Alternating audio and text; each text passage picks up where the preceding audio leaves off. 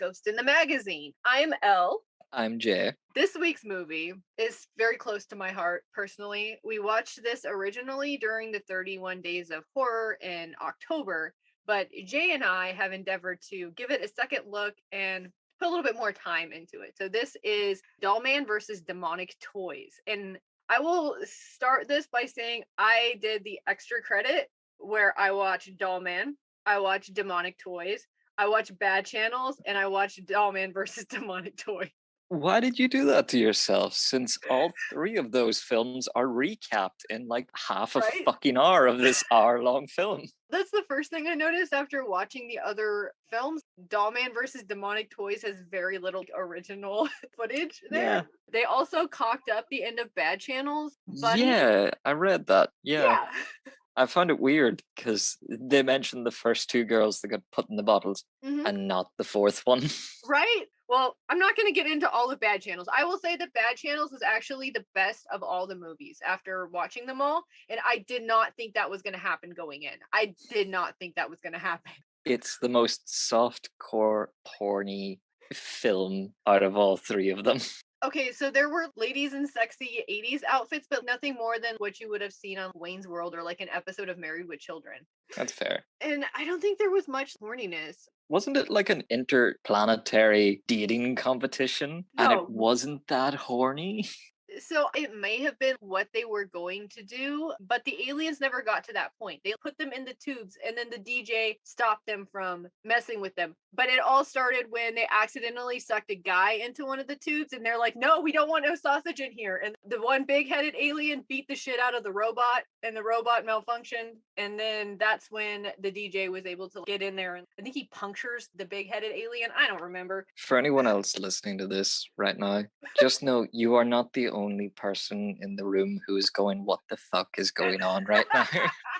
Let's recap this recap. What we have here is the end of Dollman, but also the end of Demonic Toys, like piled right up on top of each other. So we have last scene after the end of Bad Channels with Grandpa Brick, and he's standing there on that road and talking about he's gonna bang some chick or something. He's going to give them comfort because they're also miniature. He's gonna lay some pipe. That's what he's gonna do. It's so bad, it's good. I love it. It's amazing. What is his outfit? Can we talk about that first? What the fuck? His pants up to his armpits, which is why I call him Grandpa Highcock. Yeah, his pants up to his armpits, wearing the checkered shirt, got short grey hair, and then big, thick black eyebrows, sunglasses that he wears all of the time because that's what cool dudes in the 80s did. And yet he's got this like big duster over the top. Oh my god, take the wig off. You better keep this in. I want everyone to know that Elle just put on a grey wig. This is for my Grandpa Highcock costume that Cosplay? Oh my god. So, where were we at? His outfit is very sexy. He's a hot grandpa. Is it though? It looks like they threw him through a rack in a thrift store and that's what stuck to him. These movies all give me hard 80s vibes, but they're from the 90s. So it's like obviously that awful decade lasted into the next one, at least where these movies are involved. Maybe he rolled out of bed and came in and just like started shooting because it is also very wrinkly and like he looks like, God help this actor. Like, I'm gonna shit on him a little bit here. He looks like the human equivalent of a battered leather jacket. Do you know what I mean? Okay, but his swag, though. I want to have Grandpa Highcock swag. I'm going to lay this out here that my brother and I agree on this point, and so much so that we named our band Brick Bardo. His name is Brick Bardo, that's right. Beautiful, perfect person, okay? So, Grandpa Brick Highcock, he is opening the movie with, he's going to get some. Because we all know he's going to get some because that's swag. And then we go into the scene from Demonic Toys where one of the kids is wearing fucking Converse shoes, so like it doesn't really work with that whole old-timey immersion thing. I noticed that when I watched Demonic Toys that he's wearing like old-timey clothes but then Converse sneakers and I'm like, the fuck? Are you talking about the flashback? Yeah, there's a clock and then there's the two kids sitting across from each other on the rug. And yes. Yeah, okay. What the fuck? What the fuck was that? What the fuck was that? I completely forgot about that till you mentioned it. What the fuck? They break it down later in the movie. Somebody fucked a demon. Yeah. They explain it later. A demon baby, and the demon baby died, and then they gave it to trick-or-treaters for some reason, and then the trick-or-treaters buried it on this land that they built a because factory on later. They got handed like a package and thought it was sweets, so they went to like a fucking derelict lot in Reno to eat their sweets for some fucking reason and pull out a demon fetus and just yeet that motherfucker into some rubble. I And mean, that's technically burying. all you can do with a demon fetus is eat it. That's the only thing you can Do really do with that. do you think this is where the chupacabra comes from? Someone found this demon fetus from the 1990s film Demonic Toys and thought it was a cryptid? Very possibly. So after we have that flashback from Demonic Toys, then we are with the cop. Judith Gray is the name of the cop, and I know this because I've now watched Dollman versus Demonic Toys 3 times. Because I am a trash fire. So she is in there. It's a year since the last movie, since Demonic Toys, and she is looking for the toys that tried to possess her baby, which is what happened in the last movie. And she is talking to her boss on the walkies and being like, there's something going on. And he's like, Mhm. no, get the fuck out of there. She was like staking out this warehouse and she heard some clattering going on inside, but the guard didn't hear that because he's shit. She somehow is inside without walking past the guards. The way that she was in the last movie, she got into the factory different ways. So it's very likely with this character that she snuck in some way. I don't know if she was tracking these toys. Because, okay, so a homeless guy falls in through the skylight and decides to talk to all these toys sitting on shelves and shit. And then he decides, because he's drunk, to have a wee pedal round on a tricycle. And then he falls over. The tricycle, which is built for toddlers who can't use bikes because they don't have great balance, caused a grown ass man to fall over and split himself open so much that his blood coated the floor. And I'm saying this all for Steph because she's not here right now to Yeah. bring this up. Fucking lake. Yeah, and somehow the blood either resurrected or summoned them. Yeah, because in the last movie, this guy was dying from a gunshot wound and he fell on the floor and it resurrected the toys then. So it's the same mechanism. One thing I will say about these full moon movies that I've watched so far is they're usually kind of skimpy on the blood. And I thought it was because of budget things, but they really aren't in this particular scene. There was a guy that was bleeding out and there was like no blood on him at all in some of the other movies. And I think someone got their neck cut and there was, a little bit, but they were A dead. trickle. I mean, we don't know this guy's medical history. My guess is he was born without a skull. Possibly. And a hemophiliac, obviously. Yeah, so it's just like dropping a watermelon that's gone off. Just a whole fucking ocean of blood. And it's electrified. You know that elevator scene in The Shining? Mhm. Picture that, but with toys. And green electrical shit going through it, or blue. I don't remember now. Yeah, why? There was a storm outside. That is true. Because we don't see him fall through the ceiling. We just see the thing flap in the wind. There's at least a fall or like a jump, and he survives that, but the trike is what gets him. Yeah. Well, the first fall softened him up, and then the second fall was like, we ain't saving you no more. His guardian angel was looking the other way at that point. You're fucked, dude.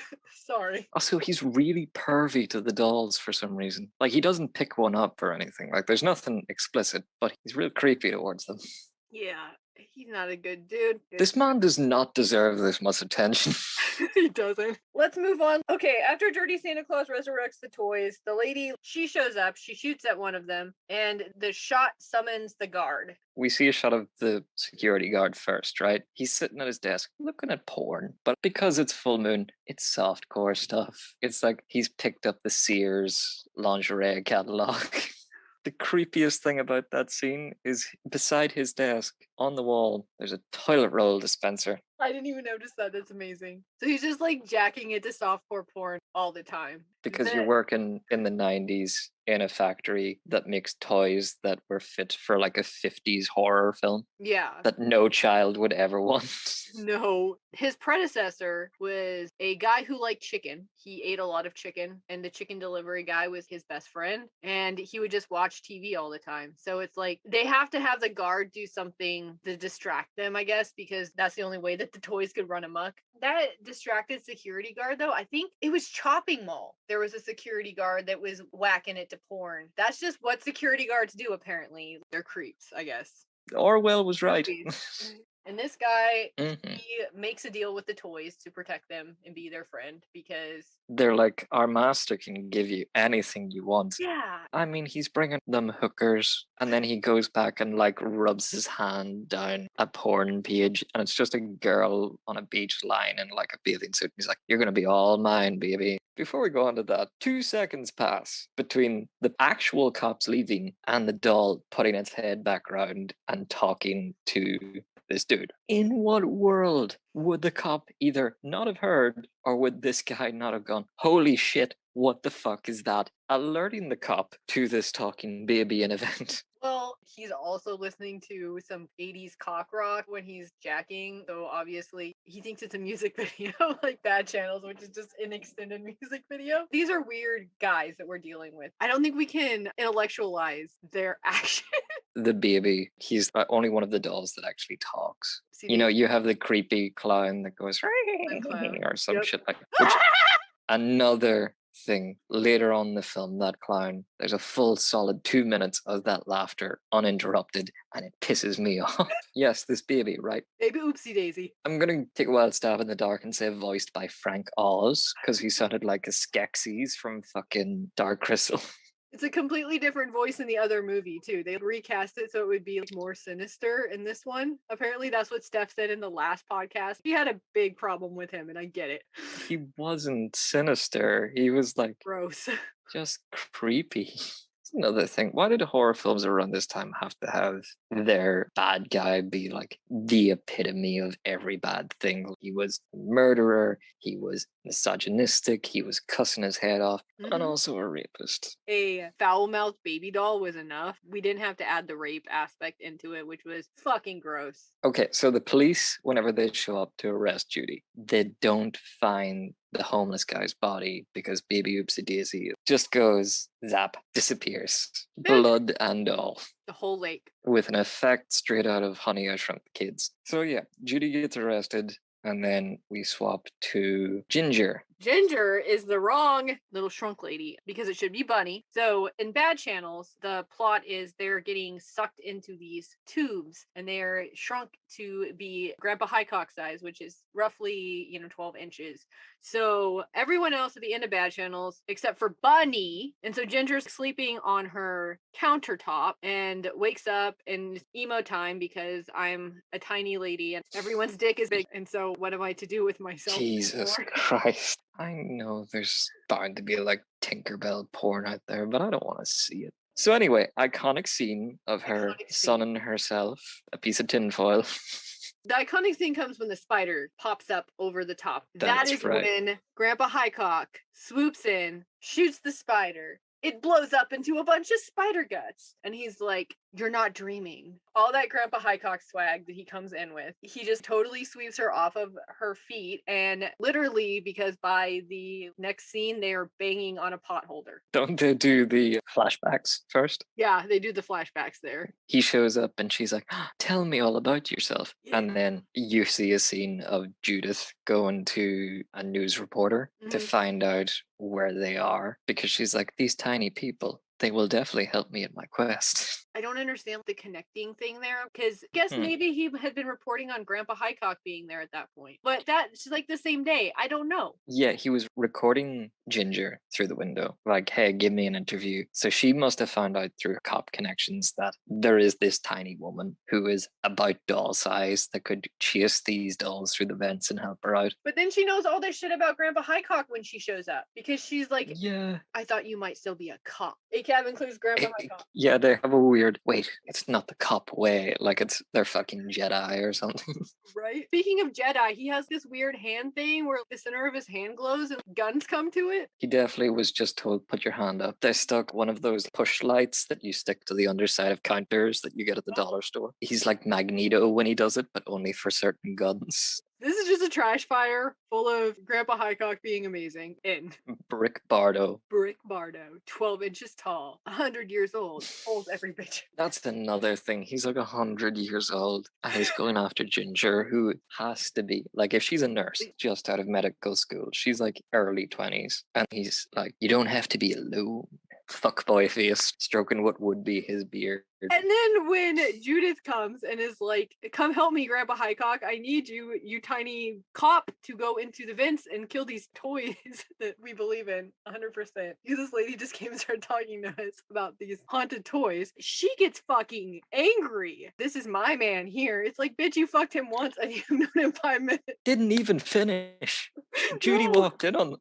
Also, he wasn't thrusting. He no. wasn't thrusting at all. What was He going was on just there? like, and his shoulders, my God, his shoulders. Why are they so orange? He's what would happen if you left mayonnaise out in the sun for 3 days and then put sunglasses, a trench coat, and give him a gun. Still That's got Brick that Bardo. he still got that swag. So, he did pull the bitch and he could have pulled the other one too. So, Brick Bardo buttoning up his shirt, taking the longest time. I will say, very impressive set. I feel like most of their money went into this countertop set. Probably. It's really good. It's really detailed. A nice little detail, which is the only nice thing I'm going to say about this film, is when Ginger's sunbathing, she's wearing a red and white check bikini. And you get the idea that she's made this from a hand towel. Why would she be wearing a bikini when she was a nurse and she only has her nurse's outfit in this like black slip? So from there, because cops are cops, Judy tucks Grandpa Brick Bardo Highcock Esquire into coming along and helping her, and Ginger's like, "I'm a nurse. I could patch you up." Doesn't. Very jealous. Yeah. Never. Someone actually gets hurt. She does fuck all. Well, the person that gets hurt is 100 times her size, too. So what's she gonna do? Exactly. So what the fuck is she going for? Judy goes out like a little bitch. She gets fucking zapped once and is like, "Do the job, Bardo." While all this is going on, the security guard has brought them a dead hooker and has put her down on the middle of a pentagram. I don't know why. They didn't seem to need a pentagram for your other man. That's how you raise the master that's going to get baby Oopsie Daisy later. Like, remember at midnight? You can say the devil. You know that, right? Huh? You know that guy, that one guy? That one guy. I You guess, can say the devil. is this supposed to be the devil or is it just a demon? I don't know if it's a lesser demon or the actual devil. I feel like it's the devil, because I feel like they are lesser demons themselves. True. Have you ever seen the 1991 movie Whore? No. It's very terrible. I haven't seen it either, but I do know of one scene from it. For some reason, all I can think of is Brick Bardo whenever I hear that. It's just the way he says it. This guy pulls up to a hooker or something and he reels down the window and he says, "I want to fuck you up the ass." And she goes, "Stick it up your own ass, asshole." And he goes, "Ha, what if I could, bitch?"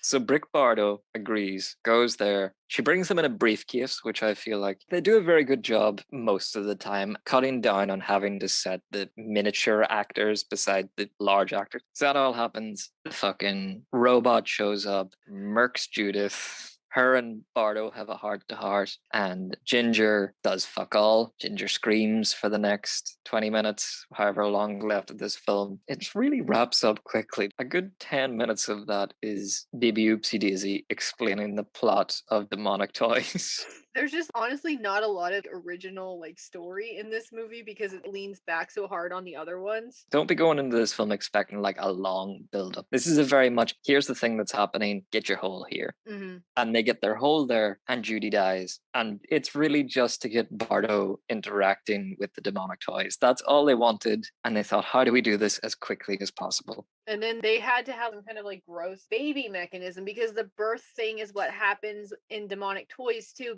Judith is pregnant and the master was going to go into the baby and then she was going to birth it and then he was going to have a human body, which I mean, I'm sorry, but if I'm a fucking demon or like the devil or some shit, I can do a lot more without a goddamn meat sack human body slowing me down. Why the fuck do you want to You're right. Well, I mean, the one thing that angels don't have, genitals. It's not that great. It really isn't, you know. But there's no point. I mean, just as a writer, like if I'm a demon that can manifest different ways and not deal with the laws of physics, like why the fuck would I want to be a meat sack? But that's the plot of a lot of movies, though. It's not just this one. Can we talk about the 4 different toys? Because you have Baby Oopsie Daisy, which is just, they wanted to make a baby say like the most horrendous shit ever. Mhm. And they just stuck marbles where the eyes should be. Then you have the reject G.I. Joe, which feels like someone watched a film Indian in the cupboard. And then you have the robot. It reminds me of the robot from The Day the Earth Stood Still. And that robot scared the shit out of me as a kid. But this robot's so stupid. It sucks. And then because they wanted snakes and clowns and Jack in the Boxes in there, All in one. discount Pennywise Anaconda. His name is Glenn. And he goes, Glim Clown. Fuck off. And then we have a cute run around on two sets that makes me feel like I'm watching a 60s Doctor Who episode where Bardo is following the screams of Ginger. And that's pretty much it for the next 10 minutes or so. He gets knocked unconscious and then he's tied up with RC cars on his limbs. Yes, he's been drawn and quartered. By RC cars. By Hot Wheels, yeah. Super metal. Very metal. While Ginger is tied up to a clock. And then the baby starts doing exposition, explaining the plots of Demonic Toys, and then starts being real pervy. Yeah, that baby is fucked. So I searched a few of these clips on YouTube before I watched the film, and there was one kept showing up, and I was intrigued by the title alone, which was Baby Oopsie Daisy Gets Rapey and Gropey. And I was like, do I want to watch this film? But anyway, fucking Ginger unties herself, breaks off one of the clock arms to cut a piece of string. That's not how that works. I think the clown and G.I. Joe get murked. Okay, so he kills G.I. Joe, and then the clown does the whole 2 minutes maybe of it laughing and going towards it. And then he jumps onto this inflatable clown face for some reason. Lord knows why. And then steps back and goes, pop goes the weasel and shoots him. He hasn't seen this clown in a Jack in the Box. Can we talk about that? He just seen this clown with a snake body. And also, he's an alien. He doesn't know our culture. How does he know that's a pun? That's true. Oh my gosh, I didn't even think about the fact that he's an alien from Arturos and he doesn't know anything about Arturos, you know the name of the planet, Christ. Somehow, during all this commotion, the baby brings Ginger to a dollhouse and handcuffs her to the bed with Barbie doll sized handcuffs, because why not? And starts talking about how at midnight they're gonna do the do. Bump uglies, I believe he said at one point, which no thanks. And his paper mache hands on that actress's leg. It was so gross. It had no friction or no weight to it whatsoever. They didn't work like hands, they were just lifeless things. Which, I mean, yeah, it's a baby doll. It's not animated, I guess, but its mouth moves. Why doesn't its fingers move? What is the physics of this? I need to talk to someone about the physics of baby. Never mind. Never mind what's the physics of this. He's waiting till midnight for his master to show up, go into the baby doll, and give it genitals. If it can put semen into a plastic doll, why does it need a woman carrying a child? Has he got like a Ken doll thing going on and he's waiting for some Pinocchio shit to happen? And then we have some really gross, gratuitous him ripping open the nurse's uniform and she's suddenly not wearing a slip, but is in fact wearing lacy black underwear. They just manifested. The most inconsistent thing about this film is this wee girl's underwear, which is a horrible sentence taken out of context. Anyway, naturally Bardo shows up, saves the day. Saves the bitch. Baby gets shot, and happily ever after. They have that last scene going away in the taxi. I don't even remember it. I think that every time I watch this, by the end of the movie, I'm like, fuck it, I'm just done. I start zoning out about when baby Oopsie Daisy is trying to like get it. Do the do. That's about where my attention span goes. I'm there for, especially that scene with the spider, all of that swag. That's what I'm there for. That's what this movie is to me. It could just be that scene. You know what this movie is? It's all the best scenes from the previous films stolen and then with some other shit put around it. Yep, pretty much. That's it. I would say if you want to get into this whole cinematic universe, this is the movie to get in on because it has all the pieces and you can decide what you have the tolerance for going back. I do not recommend Demonic Toys. It's my least favorite. And the thing about it is I feel like it should be my favorite because that's what I like. I like that supernatural suspense. And it's just the most dog shit of all the movies. And like actually the ones that are weird alien shit that is just stupid as fuck. Dollman, one thing I will say is big Star Wars episode 2 vibes because it's like those floating cars and the weird futuristic 80s vibe city. Oh, I thought you were talking about fucking The No. Empire Strikes Back. I'm like, No, what no, the no, no, no, fuck? no, Are no, you no, no. The saying that it's prequels, my dude. The prequel.